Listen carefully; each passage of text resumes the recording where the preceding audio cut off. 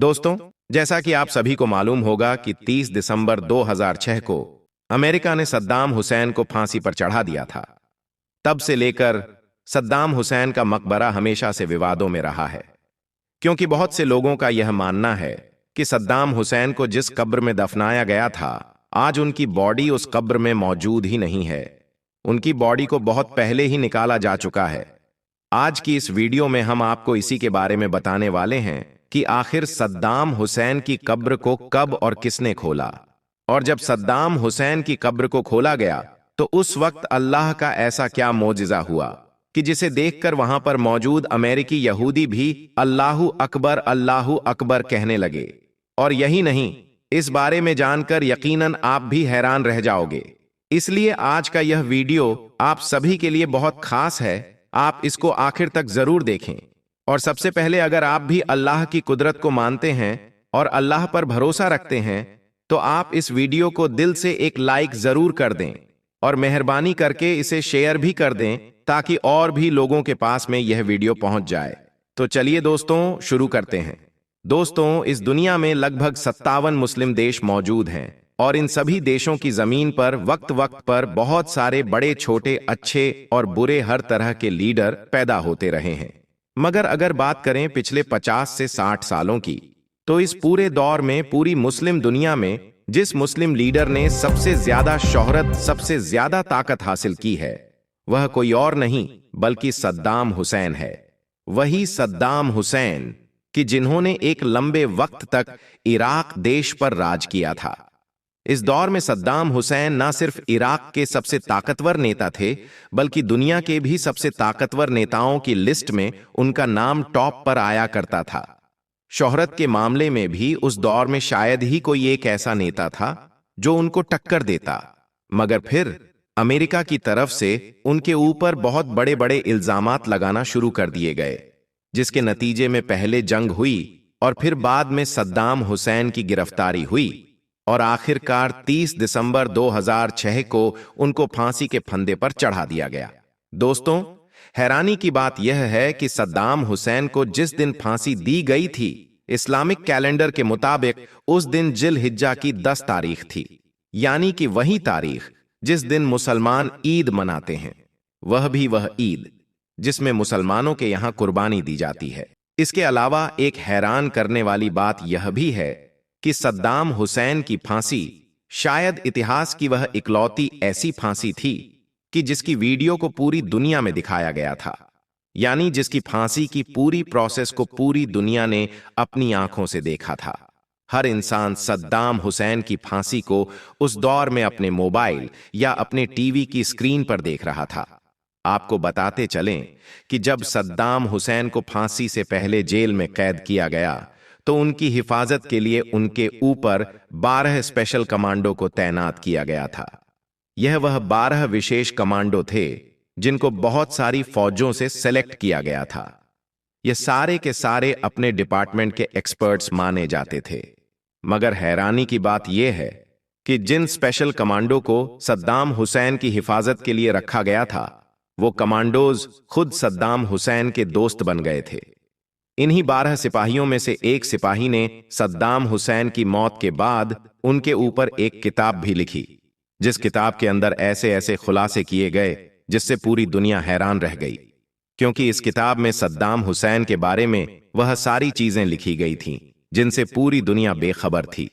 और दोस्तों, आज की इस वीडियो में हम आपको उसी किताब से कुछ चीजें बताने वाले हैं। सबसे पहले आपको यह बताते चलें कि इस किताब के राइटर ने लिखा है कि जिस वक्त हम लोग सद्दाम हुसैन को उस टीम के हवाले कर रहे थे जिस टीम ने सद्दाम हुसैन को फांसी देनी थी, तो उस वक्त हमारी पूरी टीम के आंखों में आंसू थे। हम में से बहुत सारे सिपाही बुरी तरह से रो रहे थे। इसी तरह राइटर ने अपने एक और साथी मिस्टर एडम का हवाला देते हुए लिखा है कि हमने कभी भी सद्दाम को एक जालिम, एक कातिल इंसान के तौर पर नहीं देखा, बल्कि हम तो उनको एक गॉड फादर की तरह देखा करते थे। इसके अलावा राइटर ने यह भी लिखा है कि सद्दाम हुसैन के आखिरी दिनों का जो रवैया था वह हद से ज्यादा नरम था। उनके रवैये से कभी भी ऐसा नहीं लगता था कि किसी दौर में यह एक कठोर तानाशाह रहे होंगे। आपको बताते चलें कि इसी किताब में यह खुलासा किया गया है कि सद्दाम हुसैन को मीठा बहुत ज्यादा पसंद था और अपने आखिरी दिनों में भी उन्होंने अपनी फेवरेट एक्सरसाइज को नहीं छोड़ा था। अलग अलग खानों को टेस्ट करना भी उनको बहुत पसंद था। दोस्तों, सद्दाम हुसैन के आखिरी दिनों में उनके साथ ज्यादातर वक्त गुजारने वाले अमेरिकी फौजियों ने इस बात का भी खुलासा किया है कि सद्दाम हुसैन ने अपने आखिरी वक्त में जब उनको फांसी पर ले जाया जा रहा था तो उन्होंने एक कोट की मांग की थी। यानी उन्होंने कहा था कि मुझको पहनने के लिए एक कोट दिया जाए, और यह मांग उन्होंने एक बार नहीं बल्कि 2-3 बार की थी। और आखिरकार वहां मौजूद लोगों ने सद्दाम हुसैन को पहनने के लिए कोट दे दिया।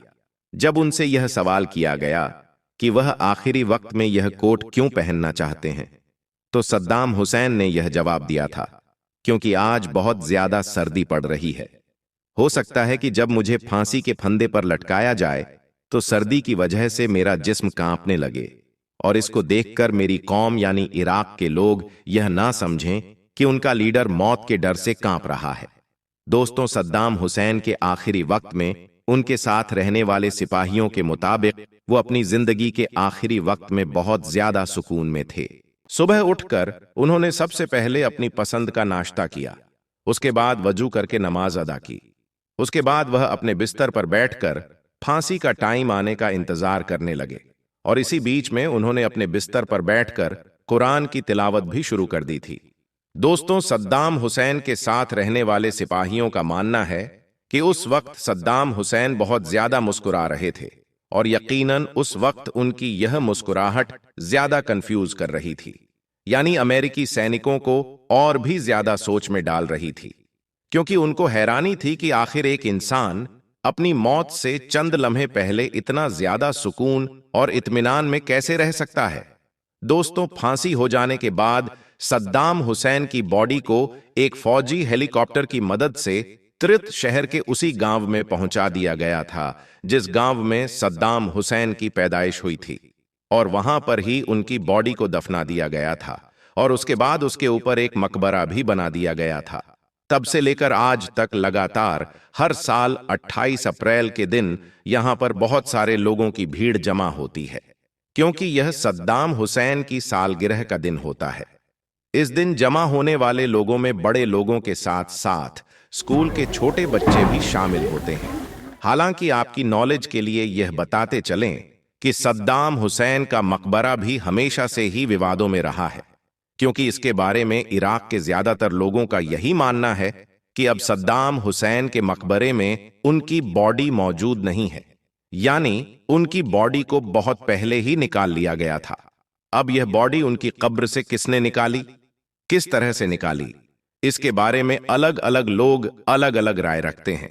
कुछ लोगों का मानना है कि जब सन 2015 में इराक की फौज और आईएसआई के बीच लड़ाई शुरू हुई थी, तो उसी लड़ाई में सद्दाम हुसैन के मकबरे को तबाह कर दिया गया था, जिसकी वजह से उनकी लाश भी कब्र से गायब हो गई थी। जबकि कुछ लोगों का यह भी मानना है कि ऐसा शिया संगठन जो सद्दाम हुसैन से हद से ज्यादा नफरत किया करते थे, उसने सद्दाम हुसैन के मकबरे पर बम से अटैक करके उनकी बॉडी को उनकी कब्र से गायब कर दिया है। जबकि बचे हुए लोगों का यह भी मानना है कि सद्दाम हुसैन की बॉडी को उनकी कब्र से उनके किसी दुश्मन ने गायब नहीं किया, बल्कि खुद उनकी बेटी हाला, जो कि जॉर्डन में रहती है, वह एक बार अपने पर्सनल प्लेन से चुपके से इराक आई थी, और इराक आकर अपने वालिद की कब्र से उनकी बॉडी को निकालकर अपने साथ ले गई थी। लेकिन वहीं पर दिल्ली मॉनिटर की एक रिपोर्ट के मुताबिक जामिया के एक प्रोफेसर हैं, उन्होंने अपनी पहचान जाहिर न करने की शर्त पर कहा कि सद्दाम हुसैन की बेटी हाला कभी इराक वापस गई ही नहीं। लेकिन हां, यह हो सकता है कि सद्दाम हुसैन की लाश को किसी खुफिया जगह पर मुंतकिल कर दिया गया हो। खैर, इन सब बातों को देखते हुए इस बात में तो कोई शक नहीं है कि सद्दाम हुसैन की कब्र के साथ कुछ न कुछ तो जरूर हुआ है। हालांकि इन बातों में से कौन सी बात सच है, यह तो अल्लाह ही बेहतर जानता है। दोस्तों, इसके अलावा सद्दाम हुसैन के मकबरे को लेकर एक बात और कही जाती है कि सद्दाम हुसैन को फांसी दिए जाने के 12 साल बाद एक बार अमेरिका के राष्ट्रपति के इशारे पर जब सद्दाम हुसैन की कब्र को खोला गया, तो उस वक्त सद्दाम हुसैन की कब्र में अल्लाह का जो मोजिजा दिखा, उसे देखकर वहां पर मौजूद सारे अमेरिकी यहूदी हैरान रह गए और अल्लाहू अकबर कहने लगे, क्योंकि उन्होंने देखा कि 12 साल बाद भी सद्दाम हुसैन की लाश कब्र में बिल्कुल सही सलामत और तरोताजा मौजूद है। दोस्तों, सद्दाम हुसैन की कब्र को जब खोला गया तो उस वक्त लोगों ने एक बहुत ही हसीन और दिलकश नजारा अपनी आंखों से देखा था। लोगों ने देखा कि अल्लाह का यह नेक बंदा, जिसको आज से 12 साल पहले दफन किया जा चुका है, उनका जिस्म आज 12 सालों के बाद भी कब्र में बिल्कुल तरोताजा था और ऐसा महक रहा था जैसे कि उनको अभी अभी दफनाया गया हो। और यही नहीं, सद्दाम हुसैन की कब्र से ऐसी खुशबू और महक भी आ रही थी कि जैसी खुशबू उन लोगों ने इससे पहले कभी महसूस नहीं की थी। जब उन लोगों ने अल्लाह का यह करिश्मा देखा, अल्लाह की यह शान देखी, तो वहां पर मौजूद मुसलमान कहने लगे कि लोग समझते हैं कि अल्लाह के नेक बंदों के जिस्मों को कब्र की मिट्टी खा जाती है, उनका कफन मेला हो जाता है, उनके जिस्म को कीड़े मकोड़े खा जाते हैं। तो ऐसे लोग अल्लाह का यह करिश्मा देख लें। अल्लाह जब लोगों के सामने अपनी कुदरत को जाहिर करना चाहता है, जब अल्लाह अपने नेक बंदों की शान लोगों को दिखाना चाहता है, तो फिर अल्लाह के ऐसे ही मौजिजात देखने को मिलते हैं। अल्लाह का यह मौजिजा देखकर वहां पर मौजूद हर शख्स की आंखें भर आईं। अल्लाह के इस नेक बंदे का हसीन मंजर देखकर लोग सोचने लगे कि अल्लाह ने इन्हें कब्र में भी कितना खूबसूरत बनाकर रखा है। आज तक इनके जिस्म को ना ही कब्र की मिट्टी ने छुआ है और ना ही आज तक इनका कफन मैला हुआ है, जबकि इनको दफनाए हुए आज तकरीबन 12 सालों का अरसा गुजर चुका है। मगर ऐसा लग रहा था जैसे कि सद्दाम हुसैन को अभी अभी कब्र में उतारा गया हो। और यही नहीं, जैसे ही सद्दाम हुसैन की कब्र को खोला गया तो खुशबू दूर दूर तक बिखर गई, जिसको देखकर अमेरिकी यहूदी भी अल्लाहू अकबर कहने लगे। दोस्तों, याद रखें, शहादत एक अजीम रुतबा और बड़ा मुकाम है जो किस्मत वालों को ही नसीब होता है। यहां तक कि शहादत का मुकाम नबुव्वत के मुकाम के तीसरे दर्जे पर बताया गया है। यही वजह है कि अल्लाह ताला ने खुद इरशाद फरमाया है कि जो लोग अल्लाह की राह में कत्ल किए गए उन्हें मुर्दा ना कहो, बल्कि वह तो जिंदा हैं और अपने परवरदिगार के करीब हैं। दोस्तों, कुरान पाक की इस आयत को उस वक्त काफिर यहूदी भी मान गए जिस वक्त सद्दाम हुसैन की कब्र को खोला गया। जैसे ही सद्दाम हुसैन की कब्र को खोला गया तो अंदर का नजारा देखकर सब लोग हैरान रह गए और अल्लाहू अकबर कहने लगे। अगर आप भी मानते हो कि अल्लाह के नेक बंदों का कफन कभी मेला नहीं होता है, तो आप इस वीडियो को दिल से एक लाइक जरूर कर दें। दोस्तों, अब हम आपको बताते हैं फिरौन की लाश का ऐसा करिश्मा जिसे देखकर आप हैरान रह जाओगे।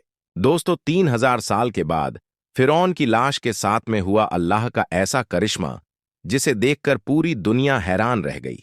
दरअसल हुआ यह कि 3000 साल के बाद फिरौन की लाश से अचानक से आवाजें आने लगी, यानी कि फिरौन की लाश अचानक से बोलने लगी, जिसे देखकर वहां पर मौजूद हर किसी की चीखें से निकल गई।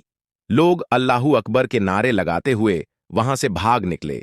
और यही नहीं, इस पूरे वीडियो को देखकर आप लोग भी हैरान और परेशान रह जाओगे और आपका अल्लाह पर भरोसा और ज्यादा मजबूत हो जाएगा। इसीलिए आज का हमारा यह वीडियो आप सभी के लिए बहुत ही खास है। आप इसको आखिर तक जरूर देखें। और सबसे पहले, अगर आप भी मानते हो कि अल्लाह जो चाहे वह कर सकता है, तो आप इस वीडियो को दिल से एक लाइक जरूर कर दें और मेहरबानी करके इस वीडियो को शेयर भी कर दें ताकि और भी लोगों के पास में यह वीडियो पहुंच जाए। प्यारे दोस्तों, सबसे पहले तो हम आपको फिरौन के बारे में कुछ अहम जानकारी देते हैं, फिर हम आपको अल्लाह के इस करिश्मे के बारे में बताएंगे। इसीलिए आप इस वीडियो को बगैर स्किप किए आखिर तक जरूर देखना। दोस्तों, अल्लाह पाक सारी कायनात का मालिक है, कोई उसका शरीर नहीं है। कल कयामत के रोज अल्लाह ताला हर उस इंसान को माफ फरमा देगा जो अल्लाह पर अपना यकीन रखता है, मगर उस इंसान को अल्लाह ताला कभी भी माफ नहीं फरमाएगा जिसने अल्लाह के जात के साथ किसी और को शरीक किया होगा। याद रखिए, दुनिया में 4 बादशाह ऐसे गुजरे हैं जिन्होंने खुदा होने का दावा किया था, जिनमें नमरूद, शद्दाद, बख्ते नसर और फिरौन शामिल है। लेकिन फिर अल्लाह ने उनके साथ में कुछ ऐसा किया कि यह लोग रहती दुनिया के लोगों के लिए एक इबरत का निशाना बनकर रह गए।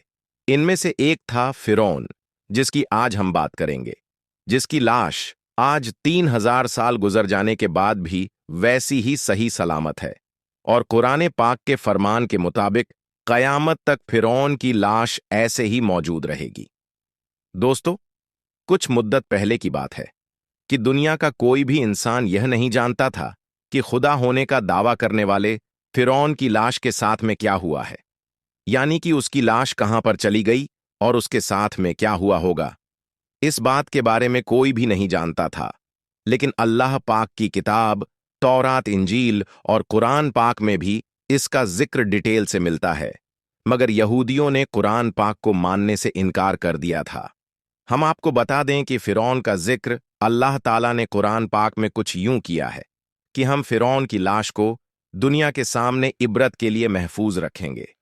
दोस्तों, 1891 तक किसी को भी फिरौन की लाश का कोई नामो निशान मालूम नहीं था, मगर फिर कुरान पाक ने इस बात का जिक्र कर दिया था कि फिरौन हजरत मूसा अलैहिस्सलाम की कौम का पीछा करता हुआ दरियाए नील तक पहुंचा और वहां पर जाकर पानी में गर्क होकर अपनी फौज समेत तबाहो बर्बाद हो गया था, जबकि उसी पानी ने अल्लाह के हुक्म से हजरत मूसा अलैहिस्सलाम और उनकी कौम को गुजरने का रास्ता दे दिया था। लेकिन इसके बाद फिरौन के साथ में क्या हुआ, इसके बारे में दुनिया की तमाम किताबें खामोश हो गईं। यहां तक कि तौरात और इंजील में भी इस बारे में कोई जिक्र नहीं मिलता है, जबकि कुरान पाक में इस बारे में एक अजीब सी बात कही गई है जिसने पूरी दुनिया को हिलाकर रख दिया था। कुरान पाक की आयत पर आज तक किसी ने भी ज्यादा गौर और फिक्र नहीं किया। खुद मुसलमान भी इस आयत को पढ़कर आगे गुजर जाते हैं, ये समझे बगैर कि इस आयत का इशारा किस बात की तरफ है। इस आयत में अल्लाह ताला क्या फरमाना चाहता है? अल्लाह तबारक व ताला ने सूरह यूनुस में इस बात का जिक्र किया है कि बस हमने तेरे जिस्म को समुद्र से निकालकर महफूज कर लिया ताकि बाद में आने वाले लोगों के लिए तुम इबरत का निशान बन जाओ। दोस्तों, फिरौन की इस वाक्य को गुजरे हुए 3000 साल से भी ज्यादा का अरसा गुजर चुका है। 3000 साल पर पहले तक फिरौन की लाश समुद्र में रही।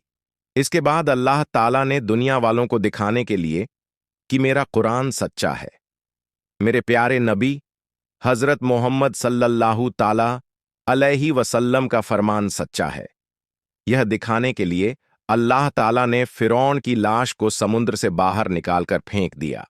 फिर कई दिनों तक फिरौन की लाश समुद्र के किनारे पर पड़ी रही, मगर यहां पर अल्लाह की कुदरत देखें, इस बीच फिरौन की लाश को किसी भी जानवर ने मुंह तक न लगाया, यहां तक कि कोई परिंदा भी उस जानिब नहीं गया।